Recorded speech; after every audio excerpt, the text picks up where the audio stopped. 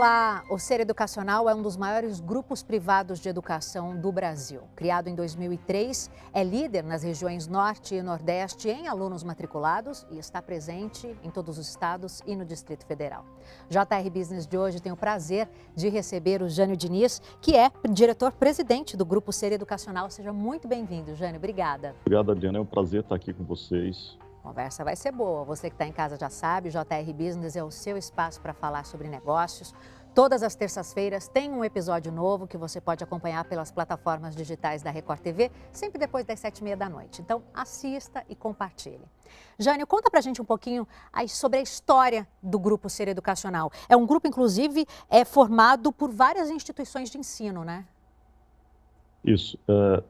Interessante, ele é um grupo que teve origem basicamente em Recife, numa instituição que partiu, que começou com um curso preparatório para concurso. Na época, o professor Gengueu, fundador do Ser Educacional, ele foi fazer um concurso para juiz, não tinha nenhum curso preparatório bom na cidade. Ele decidiu que quando passasse um concurso, ele começaria um curso preparatório.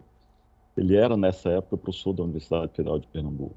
Começou esse curso, em seguida surgiu o projeto da Uninasal, que foi a primeira faculdade do grupo, ainda em 2003. Nós começamos em 2002 os projetos no MEC, em 2003 teve a primeira aprovação e iniciamos em agosto de 2003 com 5 cursos e aproximadamente 300 alunos.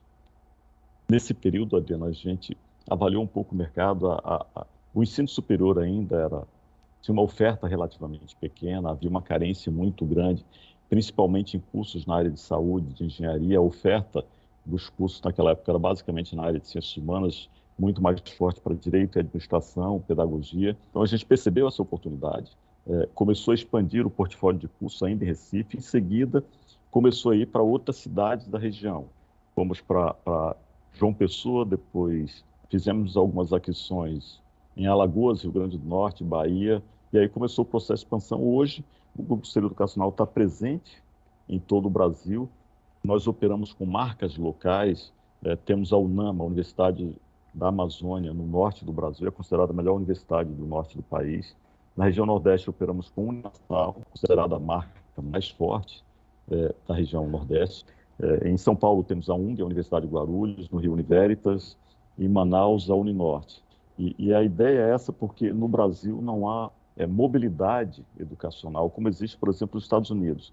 Lá tem a Ivy League e os alunos escolhem uma universidade em qualquer lugar do país onde eles gostariam de estudar, que atenda os padrões de qualidade do curso que eles gostariam de fazer.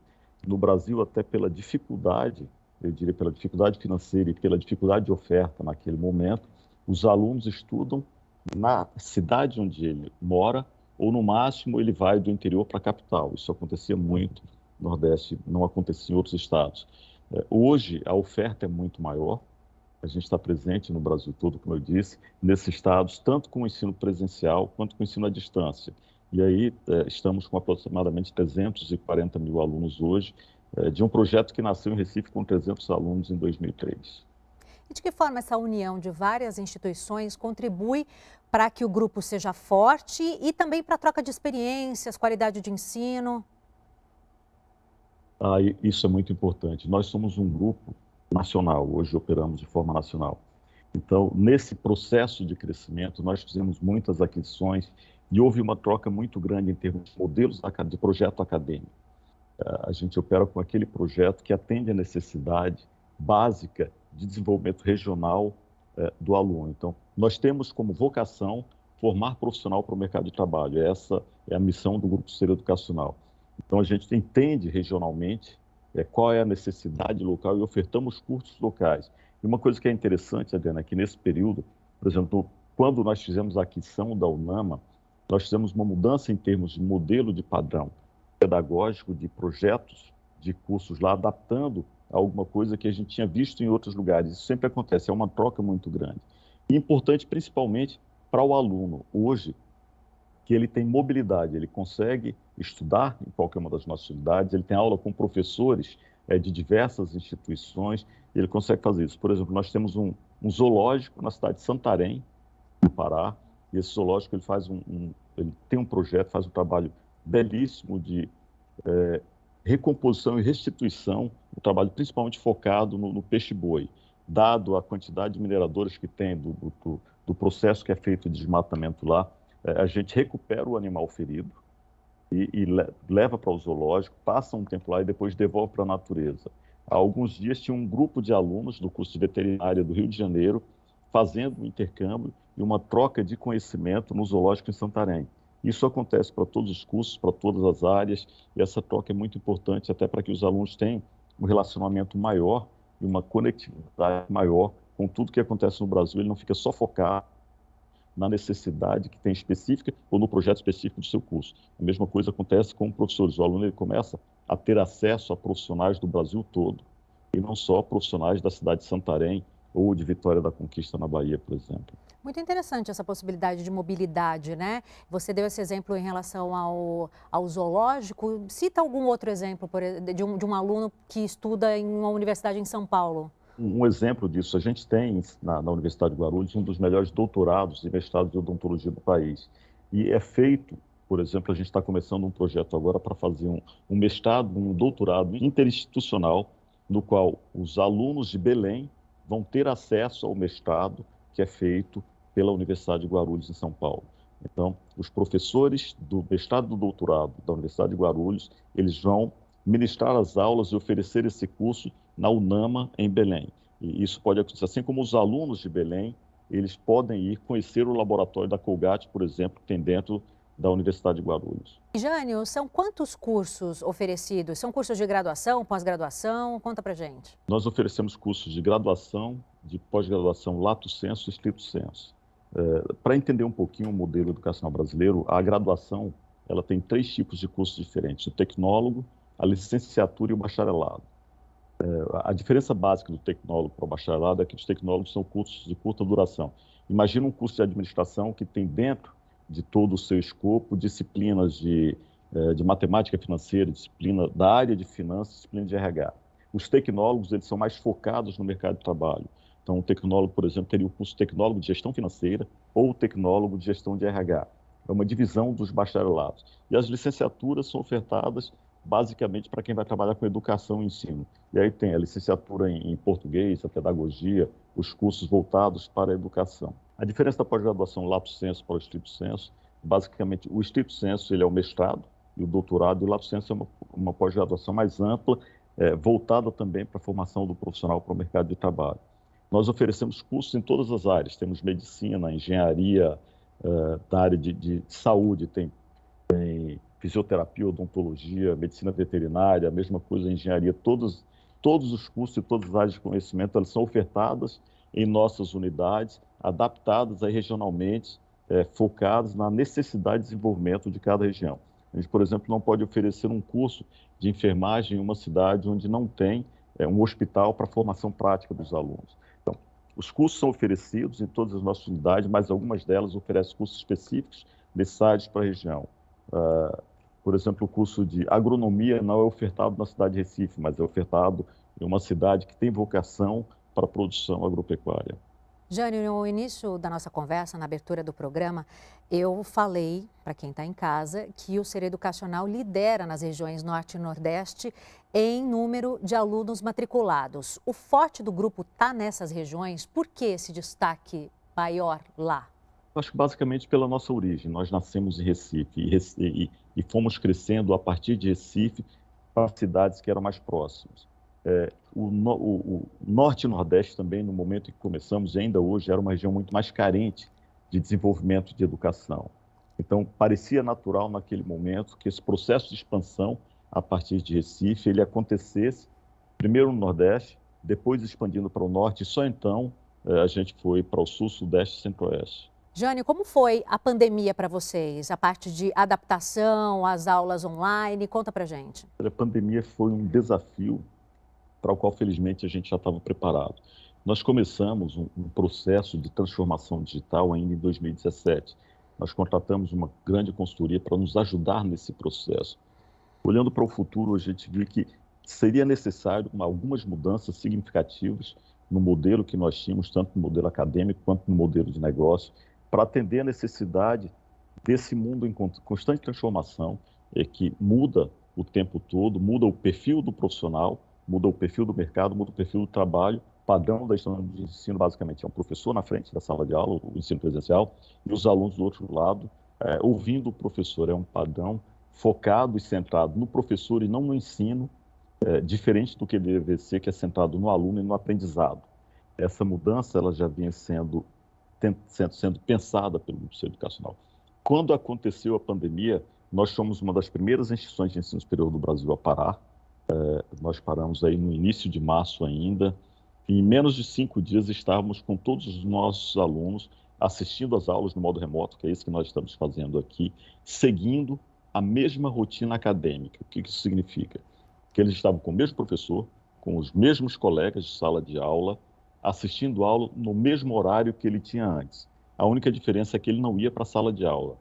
Isso usando até a ferramenta que nós estamos usando aqui, que é o Teams, para acontecer isso de forma integrada. Esse processo, ele já vinha sendo feito e pensado, e a gente já estava com tudo isso integrado nos nossos sistemas. Esse modelo de aula acontece até hoje. Para você ter ideia, Recife passou por um período meio complicado agora de chuvas, e os alunos pediram que as aulas fossem remotas.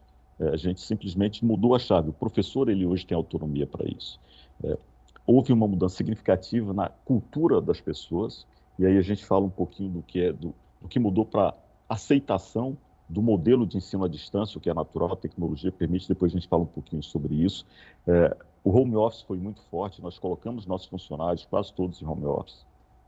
Até hoje, eles funcionam em modelo home office muito forte. Os pais que tinham alguma restrição para os filhos fazerem ensino à distância, ou mesmo para eles estudarem, de repente, eles se viram em casa, trabalhando, usando um computador, e a produtividade foi praticamente a mesma. E eu olhava para o lado, vi uma criança aí de 8, 9, 10 anos, também assistindo uma aula, e viram que isso funcionava. Claro, para a criança é muito mais difícil, para a alfabetização é muito mais difícil, mas para uma pessoa madura que está fazendo o ensino superior, ele funciona de forma muito boa. E hoje esse modelo ele está enraizado aqui no Grupo Centro Educacional, tanto que nós estamos fazendo uma migração do modelo, estamos instalando equipamentos de áudio, vídeo, câmeras em todas as salas de aula, e a ideia é que no futuro o aluno vá para a sala de aula se ele quiser, ele pode assistir a aula de onde ele quiser. Nesse período, nós desenvolvemos uma metodologia chamada Ubíqua.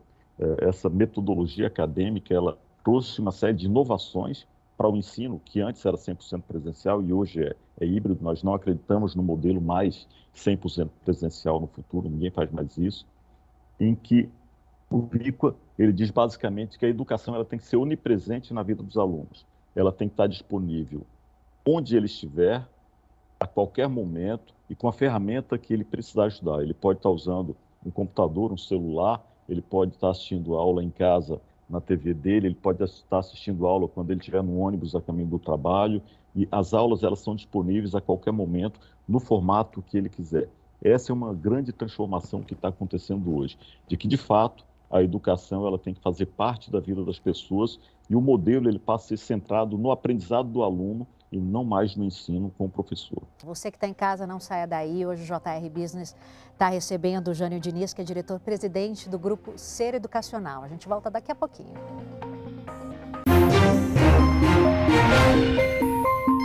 JR Business de volta. Jânio, eu gostaria de saber de você o seguinte: a gente tem percebido nas últimas décadas uma mudança no perfil dos profissionais.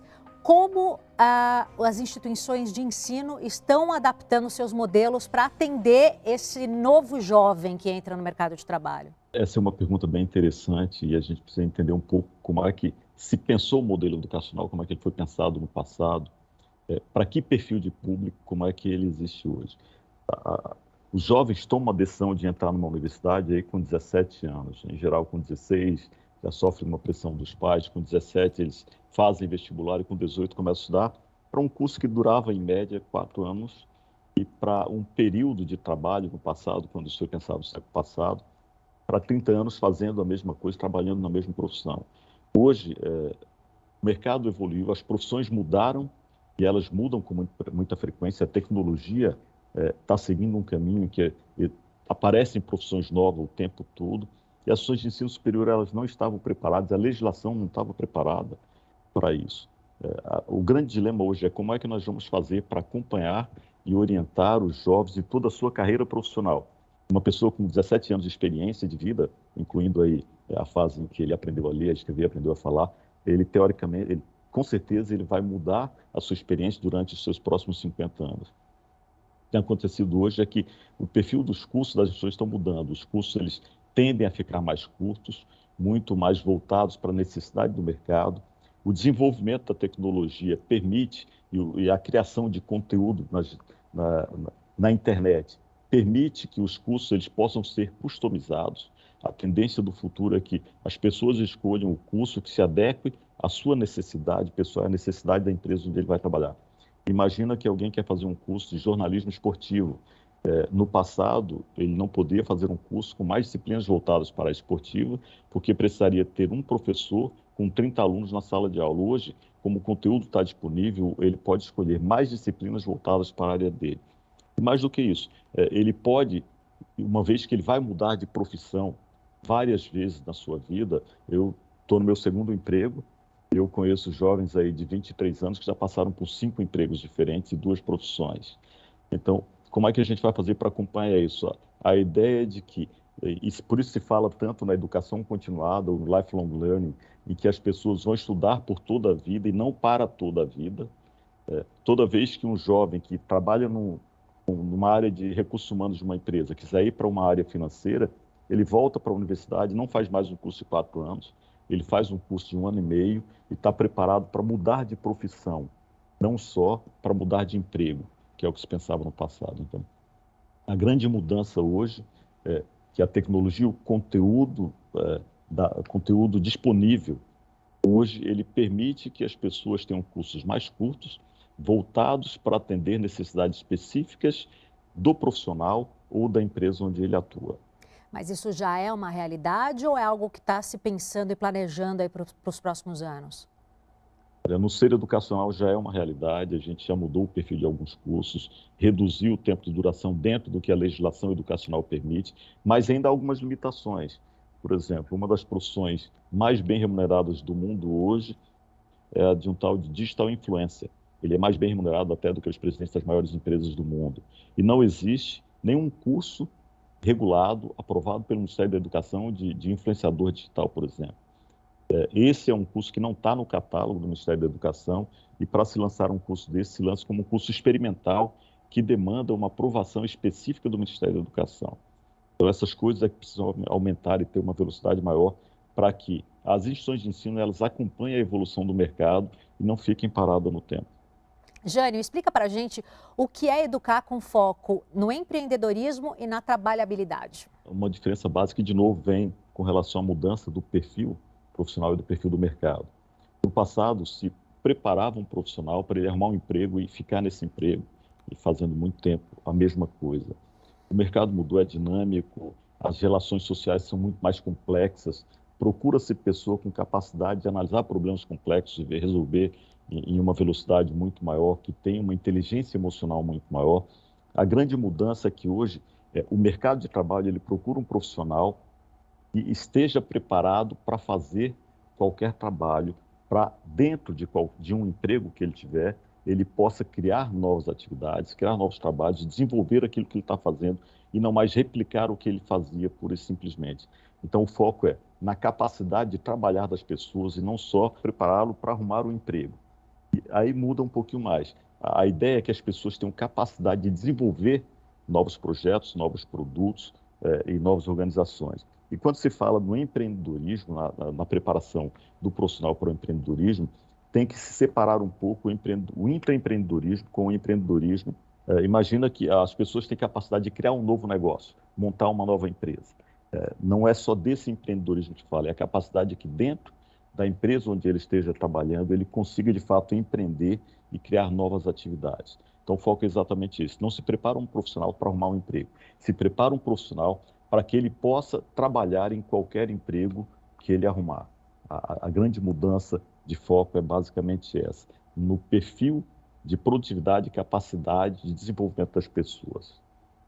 Desde 2013, o grupo abriu capital na Bolsa de Valores, né, Jânio? De que forma isso contribuiu para o crescimento do grupo? Por que isso foi importante para vocês?